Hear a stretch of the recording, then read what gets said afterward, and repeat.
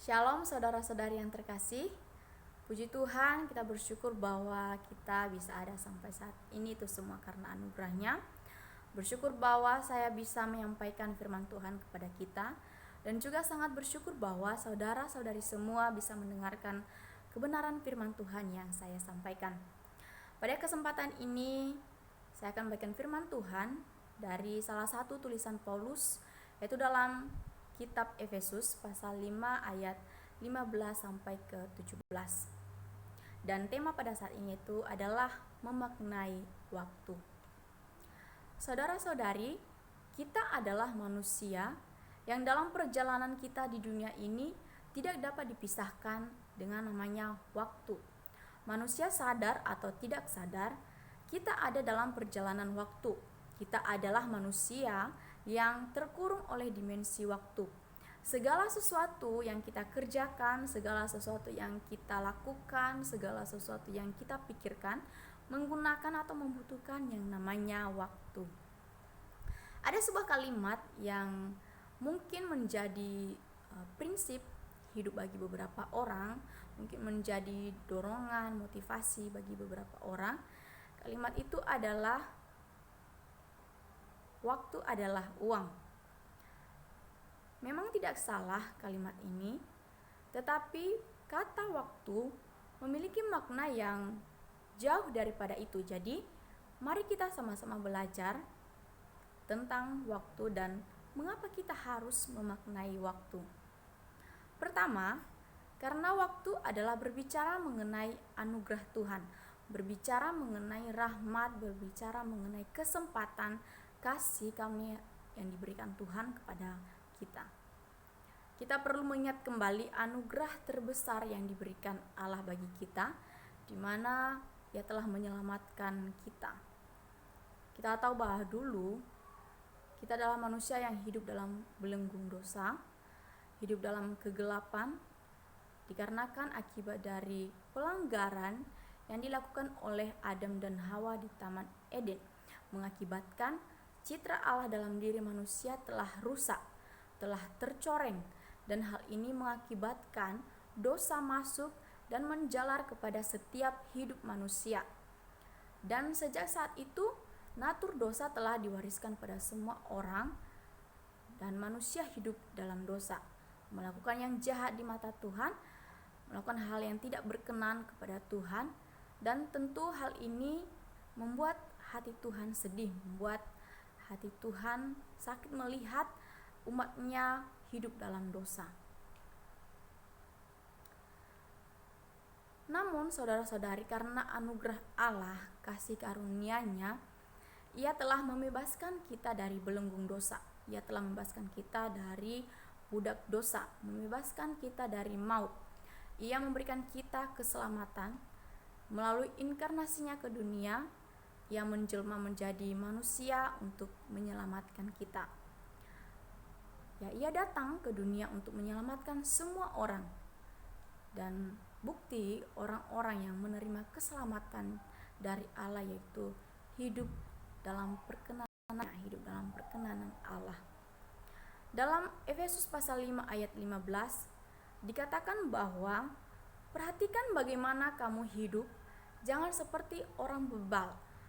Orang yang belum menerima anugerah keselamatan dari Tuhan. Tetapi dikatakan bahwa ketika kamu jangan menjadi orang bebal, maka kamu harus menjadi orang arif, orang yang mengerti apa yang seharusnya dia lakukan, orang yang mengerti apa yang diinginkan Tuhan, orang yang mengerti kebenaran firman Tuhan.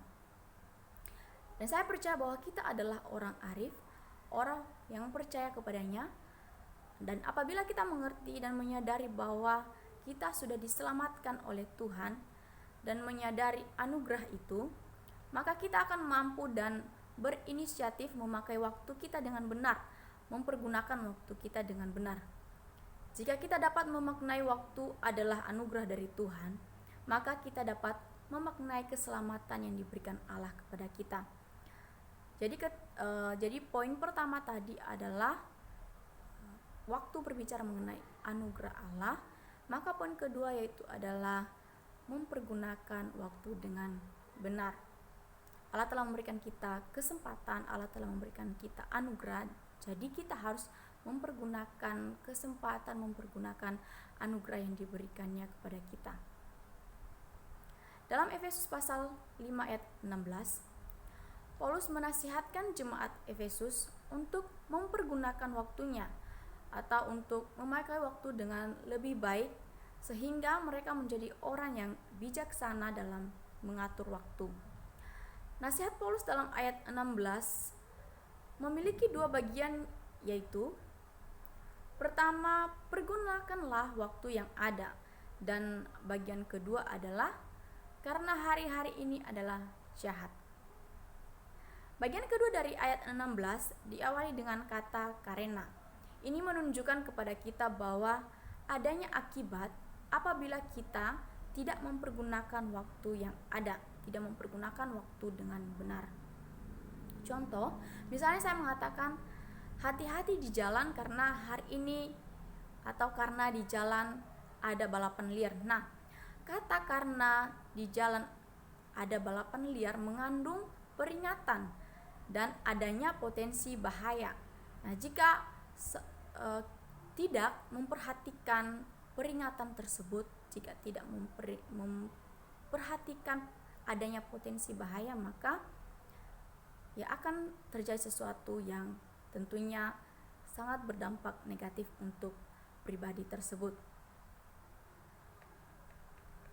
Jadi saudara-saudari, artinya dalam ayat 16 ini adalah sebuah peringatan di mana ada potensi bahaya ketika kita tidak mempergunakan waktu yang ada, tidak mempergunakan kesempatan yang diberikan Allah kepada kita. Dan lanjutan dari ayat ini juga menjelaskan bahwa hari-hari ini adalah jahat. Dan kita tahu bahwa bagaimana kehidupan kita di dunia saat ini, bagaimana kehidupan kita di dunia tempat kita berpijak ini. Kita mendengar kejahatan di mana-mana dan tiada hentinya, pertengkaran, perselisihan di mana-mana. Terlebih bahwa dalam situasi saat ini dunia sedang digoncang dengan pandemi COVID-19. Menunjukkan hari-hari ini memang sedang tidak baik-baik saja dan hari-hari ini adalah jahat. Jadi Bapak Ibu Saudara-saudara, itu adalah sebuah peringatan untuk bisa mempergunakan waktu, mempergunakan kesempatan yang diberikan Allah. Lalu ayat selanjutnya, yaitu ayat 17, mengatakan bahwa sebab itu janganlah kamu bodoh, tetapi usahakanlah supaya kamu mengerti kehendak Tuhan. Jadi dapat dikatakan bahwa orang yang tidak dapat mempergunakan waktunya adalah orang bodoh, orang bebal. Lalu bagaimana cara mempergunakan waktu yang ada? Nah, ayat 17 memberikan jawaban kepada kita, yaitu mengusahakannya supaya mengerti kehendaknya, supaya mengerti kehendak Tuhan. Mengerti kehendaknya adalah kuncinya. Firman Tuhan akan mengajarkan kita untuk mengerti dan membedakan apa yang harus kita lakukan, yang mana yang harus kita lakukan, ataupun yang mana yang jangan kita lakukan. Sebab itu saudara-saudari, Alkitab mengajarkan kita untuk mempergunakan waktu yang ada. Jadi kita ini adalah manusia yang tidak dapat mengendalikan yang namanya waktu. Bukti bahwa kita tidak dapat mengendalikan waktu yaitu adalah kita tidak bisa kembali ke masa lalu, kita tidak bisa kembali ke peristiwa yang telah terjadi, baik 1 menit, baik 1 bulan, 1 tahun, kita tidak bisa kembali ke hal yang telah terjadi tersebut. Waktu akan terus berjalan, dia akan terus melakukan perjalanannya. Dan juga kita tidak dapat menyuruh waktu, kembali sejenak dalam peristiwa yang pernah saya lalui 2 hari yang lalu, saya ingin melihat peristiwa tersebut. Dan itu benar-benar memang tidak bisa, saudara-saudari semua.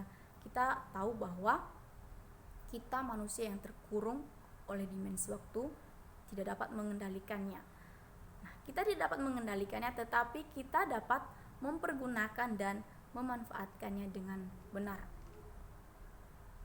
Jadi kita ingat kembali bahwa waktu adalah anugerah Tuhan yang diberikan kepada kita, anugerah Tuhan yang sangat berharga. Bukan hanya berbicara detik, menit, jam, hari, durasi, tetapi waktu juga berbicara tentang kesempatan.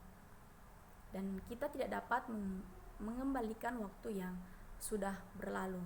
Jadi kiranya ini menjadi perhatian kita, perenungan kita untuk mempergunakan waktu yang ada, mempergunakan kesempatan yang ada, tidak membuang waktu dengan melakukan hal-hal yang sia-sia. Terima kasih, semoga renungan yang saya sampaikan ini memberkati kita semua. Terima kasih, shalom.